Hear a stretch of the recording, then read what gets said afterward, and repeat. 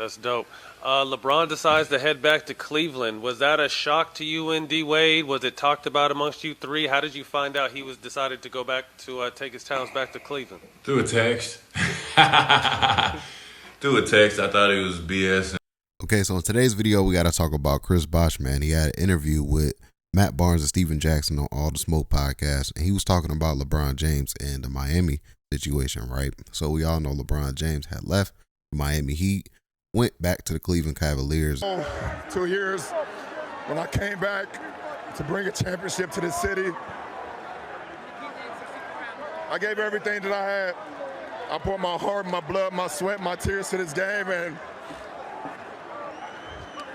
against all odds, Cleveland, this is for you. Oh. Matt Barnes asked him, was it surprised that LeBron James had left? Just seeing this on Twitter, man, from the Heat culture, they had reposted the interview, and as you can see, Chris Bosh was quoted saying, "I thought it was BS. 10 minutes later, it was everywhere. I get it, but at the same time, I don't understand it. All the time, I was ready to put the team back together because we had just lost, so we wanted to put something back together so we could win. And it really didn't go like that. I took offense to it." So I want to show you guys a clip, man, and then I'll come back with some more commentary. So let's check out this clip right here, and I'll show you guys how everybody is responding back to the feedback. So let's check out this clip of Chris Bosh calling out LeBron James on the All the Smoke podcast. Let's check out this clip right here. Cleveland, was that a shock to you and D Wade? Was it talked about amongst you three? How did you find out he was decided to go back to take his talents back to Cleveland? Through a text.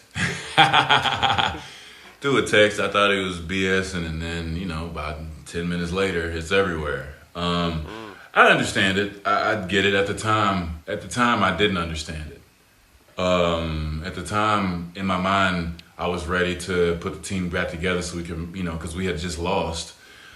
So we wanted to put something back together so we could win. And it really didn't go like that. I took offense to it, to be honest with you, at first. I was only thinking of how I felt about it. And, me and Brian talked about it. But, I'm a competitor. And, to be honest with you, when you go back to the locker room and Brian ain't in that chair, and then everybody's kind of looking at you for that 25 points and looking at D for that 25 points, it's like, damn, man. Shit, my knee hurts, But, you realize how, we really did realize how special of a player he was. But at that time, I was, I'm super competitive. I was upset.